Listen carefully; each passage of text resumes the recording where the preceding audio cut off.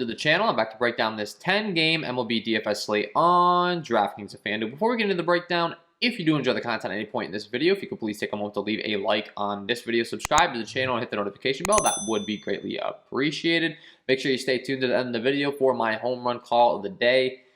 And lastly, if you are interested in some further content from me, I do offer a premium package just linked below in the description. You get access to all the same tools that I use when building my own MLB DFS lineups. And let's go ahead and start breaking down this slate today. As always, let's go ahead and start my sheet by K rate. It's fantasy sports. We get points for strikeouts.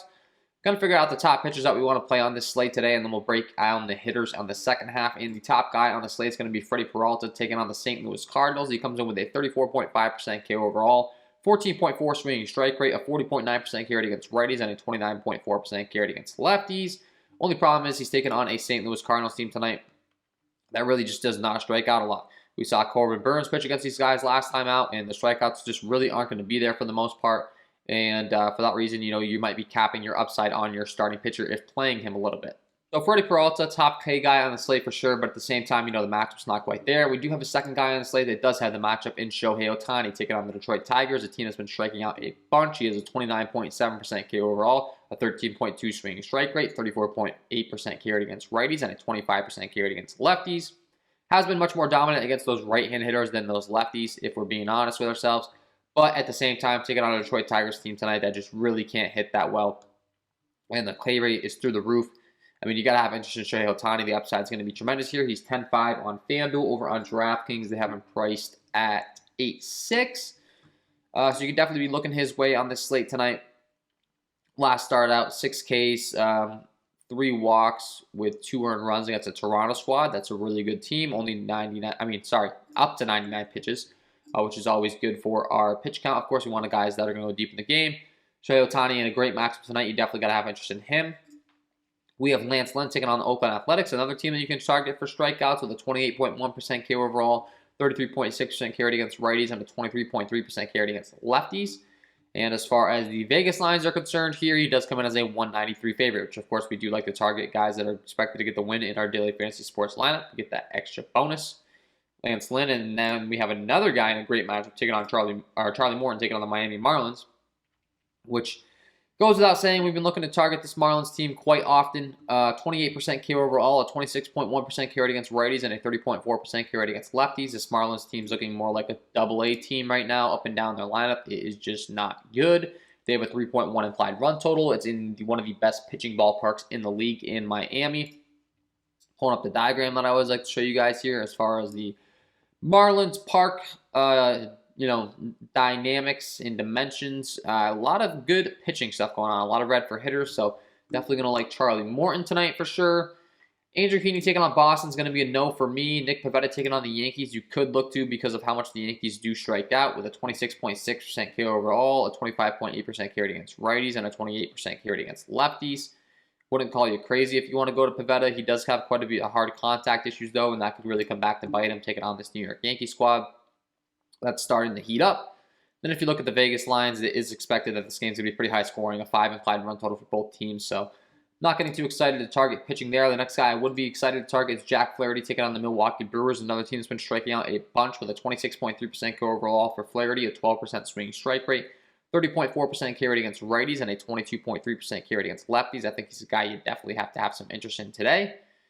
And, most notably good against those righties, but he can really get the job done on both sides of the plate. And the Brewers only have a 3.6 implied run total. He's 10-1 on FanDuel. Over on DraftKings, they have him priced at 9-1. And, right around 80 pitches the last couple times out. I expect that to be able to climb a little bit more. And, last time he made his first appearance since May 31st. So a little bit of context there. I guess, these aren't back-to-back starts. I don't mean to confuse you. 5 strikeouts last time out, 81 pitches. I expect his, pitch rate to be all the way up to more normal in the slate. And he's in a great matchup, so you definitely got to like him. Then we have Tariq Skubal taking on the Los Angeles Angels, a team that's been striking out a bunch as well in that Detroit game. And he hasn't been good as far as hard contact, but he does have quite a bit of strikeout upside in the right matchup. And I think this could be the right one with a 25.6% K overall.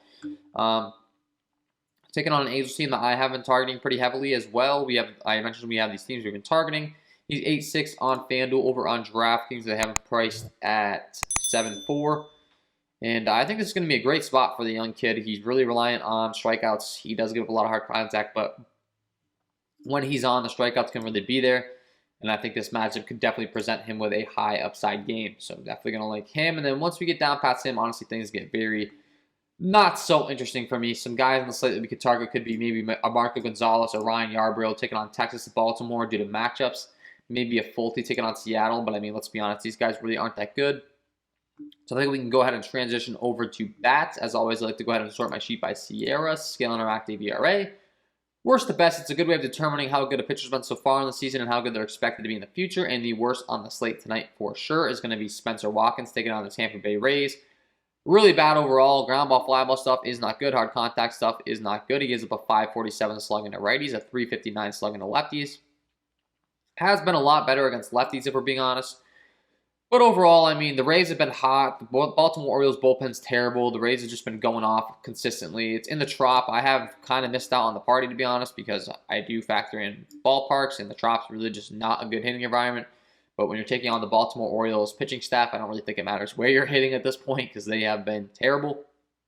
And I think you got to have interest in this whole lineup up and down. Specifically, the righties are going to be my favorites, but, I mean, I'm not too scared about the lefty splits, honestly. I mean, these guys are going to just keep crushing, I think, against this Baltimore Orioles pitching. You got Brandon Lau at the top, G-Man Choi, Nelson Cruz, Austin Meadows, Wander Franco, Randy Arozarena, even the guys at the bottom. Mike Zunino in the 9th spot's been hitting bombs like every night, it seems.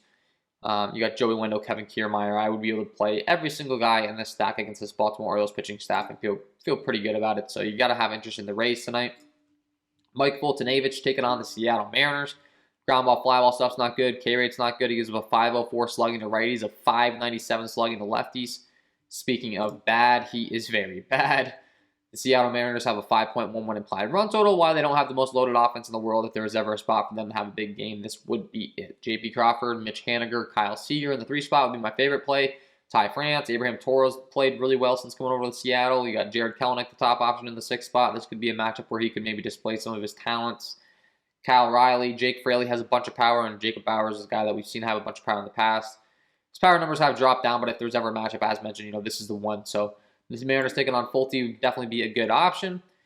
Jesus Luzardo taking on the Atlanta Braves. He's really not been that great since coming back to the majors with a 52 innings pitch sample size. The ground ball, fly ball stuff has not been good, specifically against righties. He's giving up a 606 slugging with a 414 WOA. That's really, really bad, and he's taking on an Atlanta Braves offense tonight. The only thing he's got going on for him is that it's in Miami, but Braves offense has been hot. Braves offense has added some pieces that are really, really good against lefties, and the Braves offense is going to be in a great spot tonight. Guys that are really good against lefties: Ozzie Albies, Jorge Soler, Austin Riley, Dansby Swanson, Adam Duvall, Travis d'Arnaud, Heredia, pretty much the entire lineup. The Braves are very good against lefties now with these additions. Jorge Soler and Adam Duvall being the guys that I'm talking about. Adding them to the lineup's a big deal. So I definitely think you could stack up the Braves. Ballpark isn't ideal, but, beggars can't be choosers kind of deal. Marco Gonzalez, ground ball, fly ball stuff is bad as well with a 548 slugging give to righties. Very similar, a left-handed hurler that just really struggles against right-handed power. The problem is Texas really doesn't have a lot of right-handed power we can target. If you want to go to all the righties on Texas, I wouldn't call you crazy. Adolis Garcia would be my favorite. Pozo, the catcher's showing a lot of power. Charlie Culberson continues to mash lefties. Kenneth Fafella, Yanni Hernandez at the top of the lineup, but they only have a 3.89 implied run total with the fact that Marco Gonzalez is a spot against righties. That just goes to show they really just don't have a lot of talent that you can target up and down this lineup. Continuing further along here, Zach Greinke's been really bad against righties, so the right-handed power for Kansas City you could target if you want. I mean, it's not going to be a top spot on the slate for me, but maybe some low-end guys you could get. Maybe like a Salvador Perez in there. He really mashes, of course. You got with Mayfield at the top, and then the bottom order, Michael Taylor, Hunter Dozier, Emmanuel Rivera. If you need some salary relief or something, they could make some sense. You got Brady Singer taking on the Houston Astros. He's been pretty good overall as far as ground ball, fly ball stuff with that sinker that he's really relying on. But slugging hasn't been the greatest with a 378 slugging given up to righties, a 452 slugging given up to lefties. And taking on a Houston Astros team that is very good. If they're able to get the Singer early, that Kansas City Royals bullpen is terrible.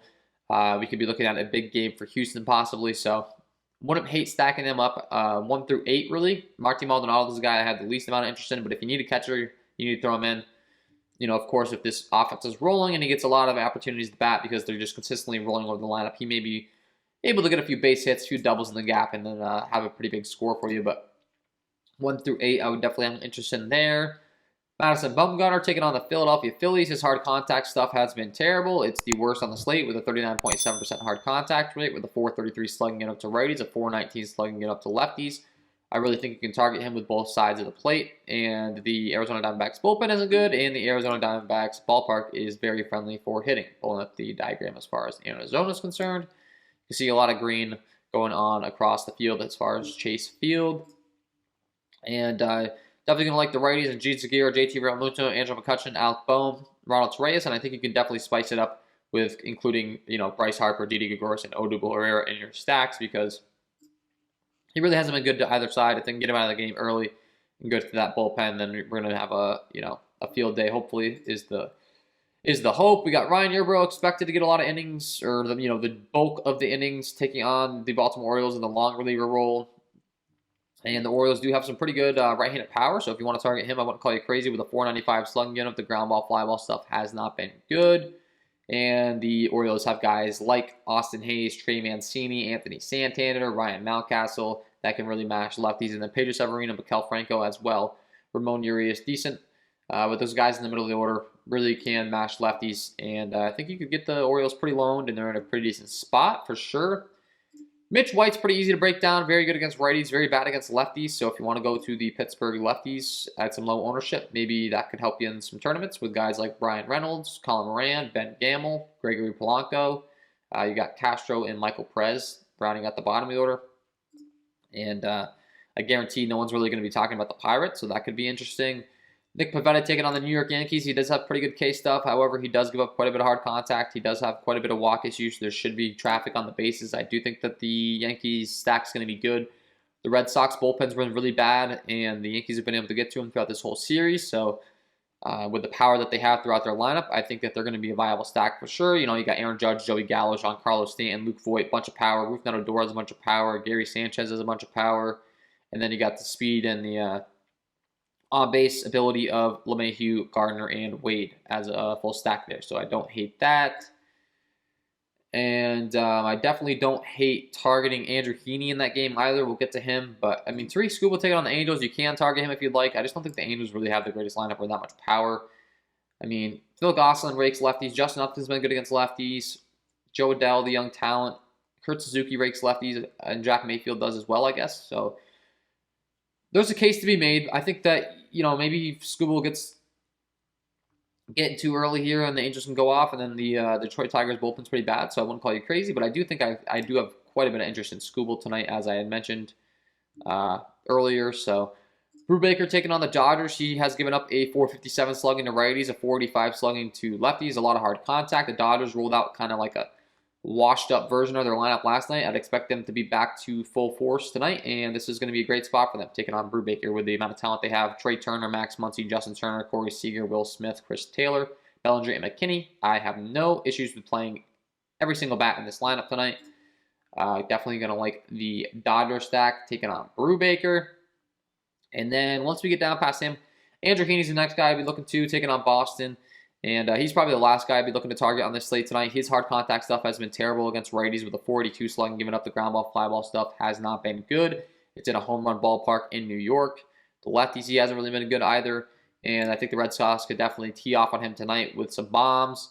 It's 80 degrees. It does look like there's 10-mile-an-hour winds blowing in from right center. That's a little bit less than ideal, but other than that, this Red Sox lineup is designed to hit left-handed pitching very well with guys like Enrique Hernandez, Hunter Renfroe, Alexander Bogaerts, JD Martinez, Christian Vasquez, and Bobby Dahlbeck. And then, of course, you can go lefty and lefty with Devers, Schwarber, and Verdugo. No issues with that at all.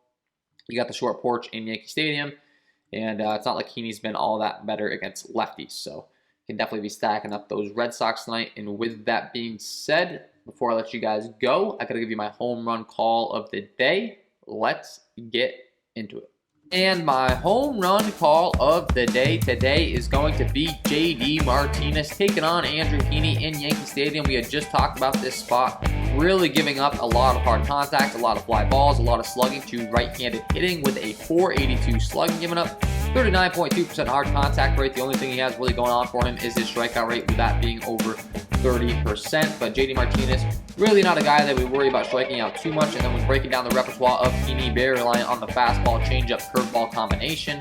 And when breaking down how Martinez fares against those pitches, the fastball, a 253 ISO with a 380 WOBA off left-handed pitching. Matches the changeup as well, a 364 ISO with a 476 WOBA. And lastly, the curveball, JD Martinez can definitely match off lefties as well with a 350 ISO and a 460 WOBA. Love this spot for JD Martinez. Get him in your lineups because he is my home run call of the day. So there you have it, guys. JD Martinez, get him in your lineups. And that is all from me in this one. If you did enjoy the content, if you could please take a moment to leave a like on this video, subscribe to the channel, and hit the notification bell, that would be greatly appreciated. Wish you guys all the best of luck tonight, and we will see you in the next one.